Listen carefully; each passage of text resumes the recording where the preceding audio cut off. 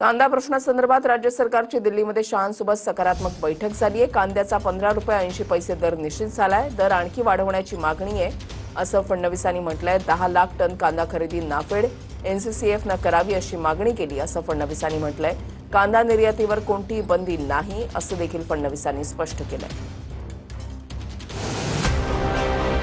कांदा प्रश्नावर गृहमंत्री अमित शहांसोबत सकारात्मक चर्चा झाली असल्याचं फडणवीसांनी सांगितलंय। 15 रुपये 80 पैसे कांद्याचा दर निश्चित केलाय, त्यात आणखी वाढ करण्याची मागणी आहे। 2 लाख ऐवजी 10 लाख टन कांदा खरेदी करण्यावरही शहा सकारात्मक। 10 लाख टन कांदा खरेदी एनसीसीएफनं करावी अशी मागणी केली असल्याचं फडणवीस म्हणाले। नाफेड एनसीसीएफ मध्ये जाणीवपूर्वक कांदा नाकारला जातोय, त्यावर नियंत्रण आणलं जाईल। कांद्याची खरेदी व्यापाऱ्यांकडून नाही तर शेतकऱ्यांकडून झाली पाहिजे अशी मागणी केली। एमएसपी वाढवणं गरजेचं आहे असं शहांनी मान्य केलं। कांदा निर्यातीवर कोणतीच बंदी नाही, कांद्याचे बियाणे मोठ्या प्रमाणात एक्सपोर्ट होत आहेत। कांद्याचे भाव स्थिर राहण्यासाठी उपाययोजना सुचवल्या आहेत अशी माहितीही फडणवीसांनी दिली आहे।